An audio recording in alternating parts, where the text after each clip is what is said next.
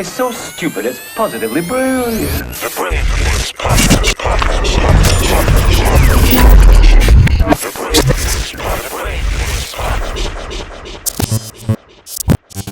What would the United States look like if all races truly had an equal start and slavery never occurred? Do you think one race would still rise as dominant? Just wondering what America without prejudice or systematic racism would actually look like. Would one race rise as dominant? I think that it would be sort of like it is now, where different races would thrive in different fields. But it would be very competitive because, we don't know if certain races make great doctors. You got all these stereotypes. Oh, this race makes great lawyers. This race makes great doctors. This race makes great basketball players. We don't know because I think a lot of times based on your race, you gravitate towards certain things. You know what I mean? There might be some fire Asian rappers out there. Jay may not be the only one. Yeah. You know what I'm saying? It might be it might be a lot of amazing Italian basketball players. I don't know. You know what I mean? It might be some great, I'm sure it is great black lawyers, but I'm just simply saying we gravitate towards certain things based off what our race is. So I think it would be very competitive, but I think you'd be surprised at what people could do. Yeah. With opportunity. Yeah. I think people always find a way to create hierarchies to make themselves feel better without doing anything. Because that's all hierarchies are, right? It's just how do I give myself status without working for it? Oh, I have blue eyes and blue eyes are the best. Why are they the best? You go to countries where everybody has blue eyes and they like brown hair and brown eyes because that's what's unique. Mm-hmm. So it's people always find different ways to create hierarchies. What I think what would happen is maybe those hierarchies wouldn't be racially specific. Maybe it'd be about dicks. Religion, or maybe it'd be dicks. It would definitely be big dick. It would definitely be dick size, bro. I promise you. Yo, but even in history, you didn't see that there are times in history where I think it was Greek history or Roman history. I forget. You can look it up, but where they tricked everybody into thinking big dicks were gross and they were animalistic, and it was their way of fighting back against big dicks.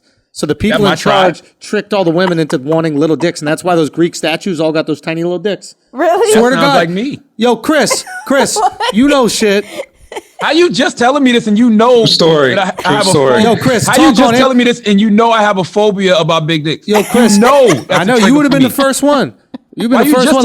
Get them big dick animals out of here. I'd have been leading this tribe. So get Chris, all these big dick motherfuckers out of here. Is it Greek or Roman? What is it, Chris? Greek. It's Greek, right? And break it down exactly. There's a racial component, isn't there? Yes, they're Egyptian teachers. They're I don't know about that, but I know that in the artwork they specifically tried to celebrate smaller men in that regard.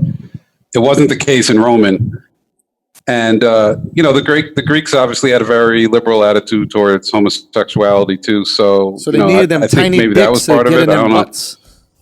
What a fucking waste of stone.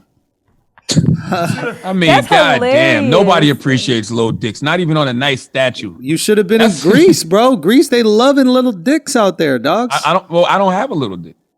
Say I what? would have had a big. Clearly, I would have had a big one in Greece. You would have had a big old Greek dick, bro. That's what you got to do. It's not for real, bro. This Why you say it like that? No, bro. You got that chicken souvlaki, dog. Little ball D. That chicken souvlaki. That's what you need to get. I got that ball D. That big old Greek dick. That big Ball old- D. Yo, they call you the Greek freak, bro. I'm gonna start calling myself that around the house. So baby, I need you to call me Bog D from now on. The fuck you mean Bog D? Big old Greek dick. Get that dick bogged down in your pussy. Oh my gosh. I have to get a tow truck to pull this dick out when I bog it down in that ditch of yours. Yo, what is happening, yo? What's going on, yo? Yo, what's really going on? I really yo? hope that's not the sex talk. Charlotte just blacked out, bro. Charlotte really just blacked out. He started thinking about pussy. He got lost in that shit. He turned 13 again. Because pussy is God. That's it. Vagina is God. Facts. All right? Facts. Women are God. Go, Taylor, go. All right, next question. Big old ball, big old dick. Ball that D. dick deep in that ditch. Gotta get a tugboat, tug that shit out.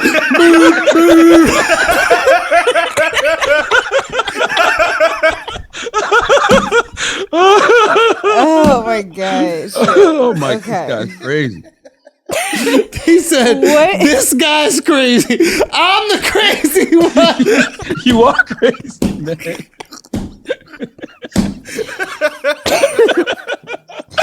I'm gonna switch gear. Well, maybe not. What? It's Christmas time? Saw off this dick, put it in the middle of Times Square. Now you got your Christmas tree in Times Square with this big old dick. Wrap some Christmas lights around this dick, and you put some Christmas presents at the bottom of this dick. And you got a big old Christmas tree dick. That's how they talk in the old days too. Like, Got this big old goddamn Christmas tree dick, all right? You think them balls, them ain't balls, them gifts. Lick them gifts, girl. Lick them gifts under this big old Christmas tree.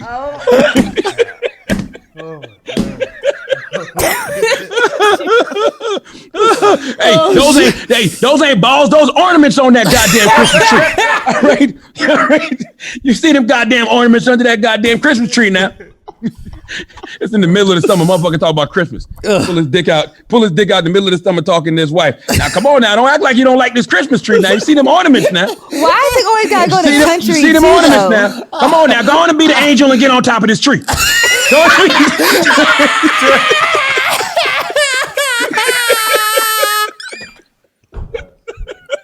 Why is it always go to a country accent too? Bro, what is going? What's even going on? Oh my god!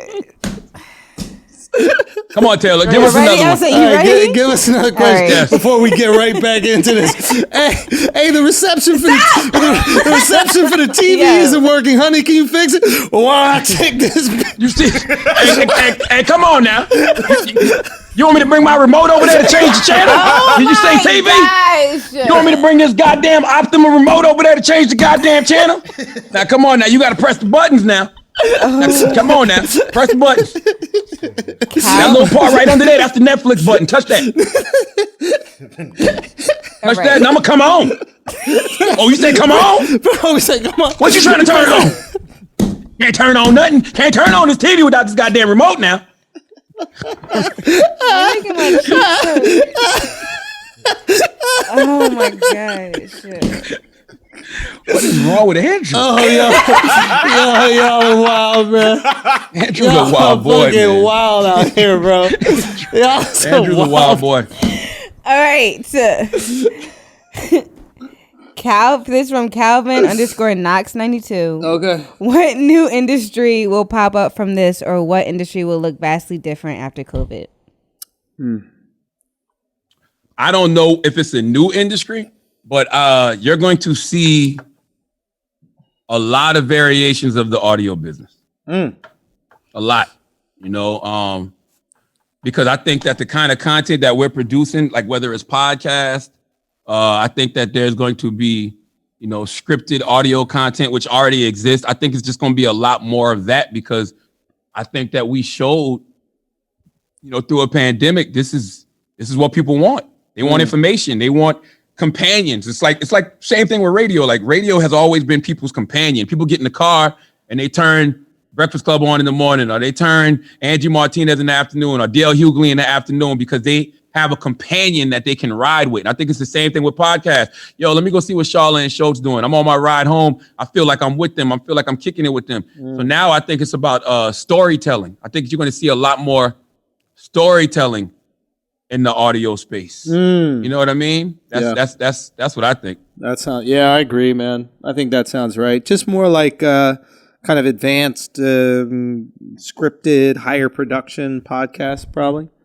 But also now, since we're at home, I think there's this great opportunity to do visual. I think you see like all these podcasts that don't have a visual aspect. I think a lot of them are like, yo, let's just cook up some video for this because we're not doing nothing anyway. We might as well.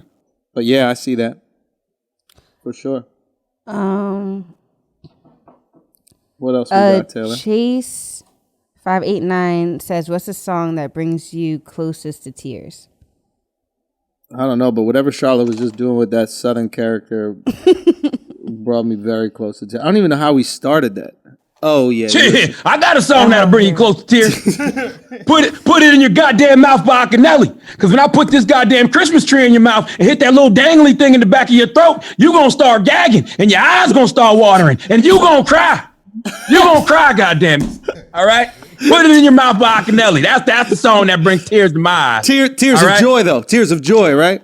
Tears of goddamn joy. Tears of joy. Because I'm glad I got the kind of bog D that motherfucking brings tears to a woman's eyes because I can touch that little dangly thing in the back of your motherfucking throat. Okay.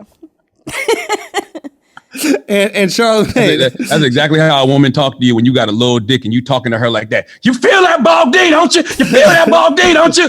Okay. Okay. Yeah, sure. Whatever you say. Yeah, bog D. I don't know what a bog D is. What is it? Before you bog D, go bog D, when go. The balls are... Go bog D, go bog D, go. I think it's balls deep, not it is bog balls D. deep. You're saying what? I'm saying bog D, big old Greek dick. That's what the fuck I'm saying. Bog D. All right. I know what I'm saying. Bog D. Okay. Oh my gosh. All right. First of all, balls deep has always been the stupidest thing ever. Ain't nobody in the history of the world ever put their balls in a vagina. No, but you go deep. Don't disrespect God like that. You go up to the balls. You put the That dick ain't all the nothing. way to the balls. I know, that's how everybody fucks, is you go all the way to the balls. Like, why are we acting like that's hard to do? Exactly. What if you got a 2-inch penis? Balls deep. You still balls deep. That's no bragging balls deep. Yo, I went balls deep on her last night. Well, it'd be fire if you were like, yo, I just went head. Yo, I went head deep on her, bro. And then it filled up.